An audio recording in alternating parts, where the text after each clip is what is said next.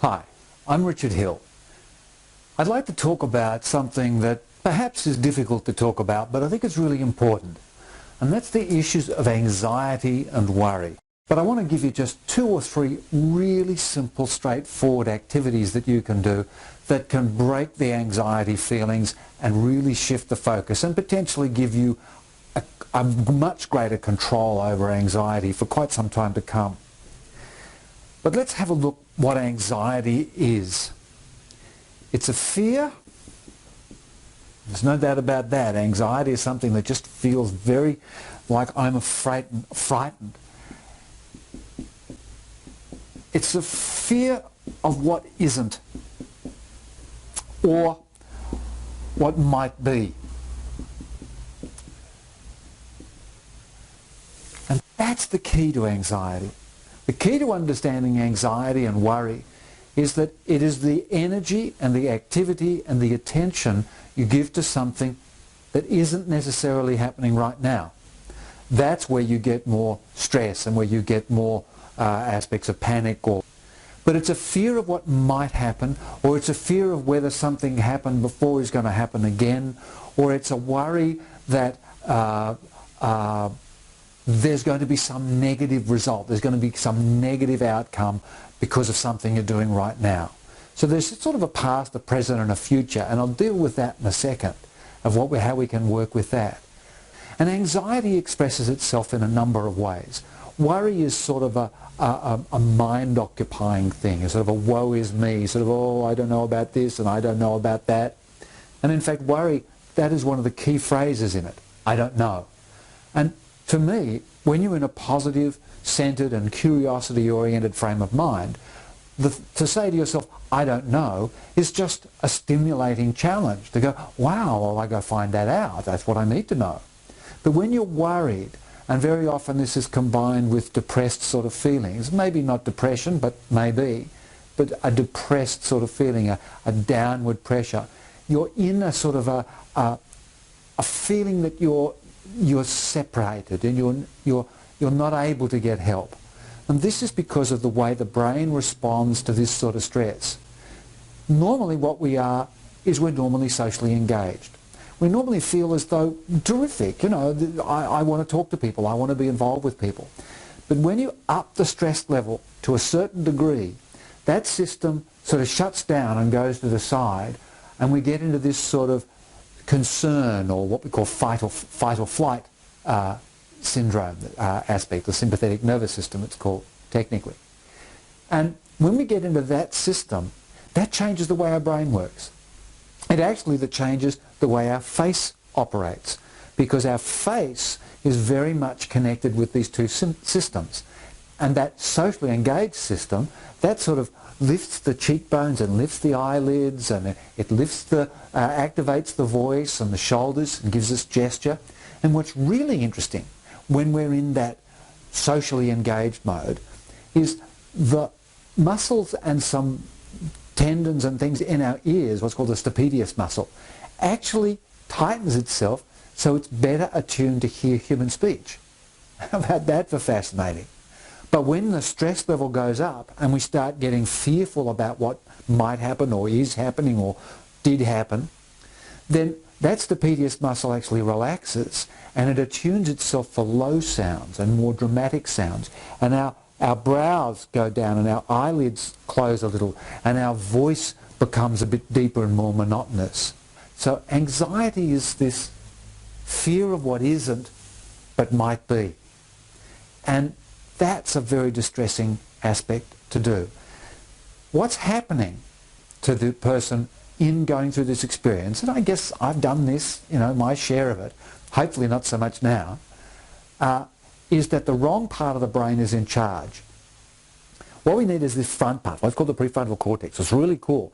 It organizes things and regulates things in our lives. But if we give a lot of energy off to our emotional distress, particularly the imagined emotional stress of which anxiety and worry are so much based on. So what we need to do is we need to turn the prefrontal cortex back on, because it's this midbrain area. You've probably heard of some of these things, maybe the limbic area, the amygdala, you might have heard of that. These areas are taking over Okay, you ready? Here's a really simple exercise. So what we need to do, we need to get some activity going on between both hemispheres, because the right hemisphere tends to be a little bit more concerned and anxious, and the left hemisphere is telling you all the stories, but they're not connecting, so we need to connect them up. We also need to slow the system down and reactivate this socially engaged system. That can be simply done by breathing. And we've used this exercise in a number of areas, and this is another place that it can be used very successfully. And we also need to focus our attention to, again, it's the frontal area that takes focus of attention. This may surprise you, but this is what you can do. And this does about all 3 or 4 of those things. Get your hands and see if you put them together. Now if your shoulders are a bit tight, don't worry. Just sort of roughly get them together and see how they can do that. Now what I want you to do, when you're feeling anxious, when you've got this anxiety going on in you and you're feeling it, you're thinking, I can't function, it's distracting you from everything. Get your hands, maybe go off somewhere a little bit quiet. And I want you to take, put it up in there, and I want you to take a nice, quick, short breath as you twist the hands out to the front of you. So then a nice slow output as you do a low swing back in and pull the hands back. So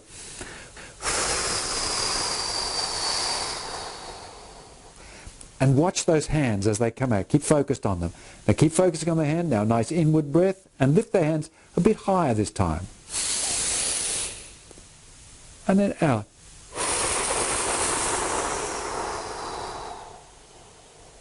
Hands up. Once again.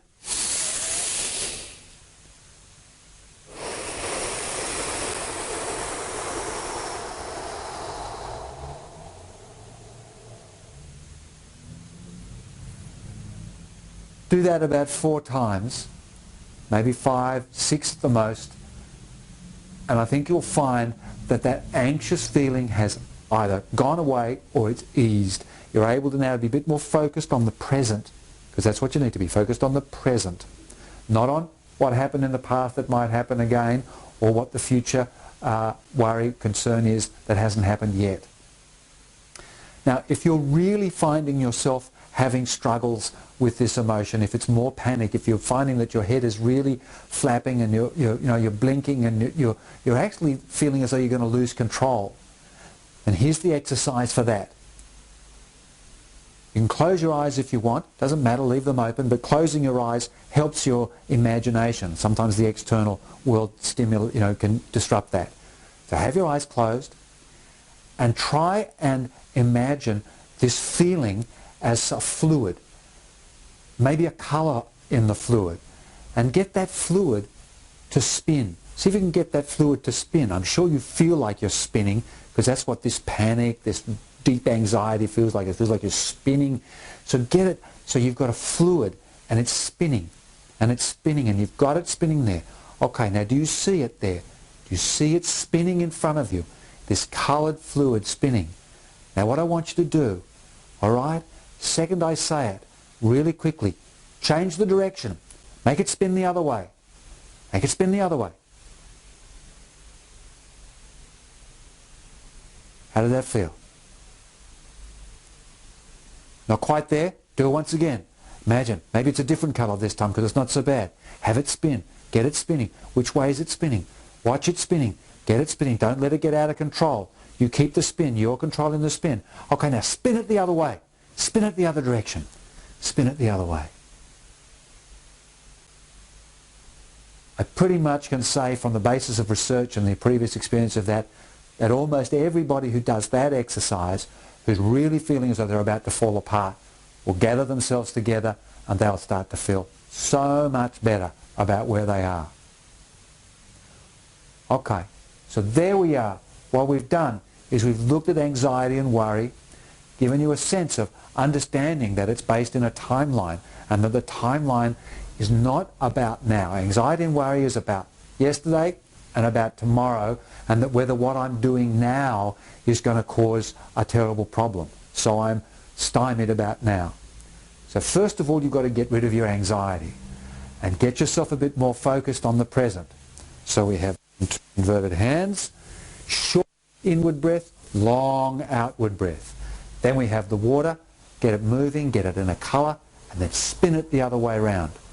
Those two techniques will relieve you of your immediate stress and worry and your immediate anxiety, and perhaps give you enough of a breather to focus on what is a more important exercise, and that's the exercise of placing yourself in time.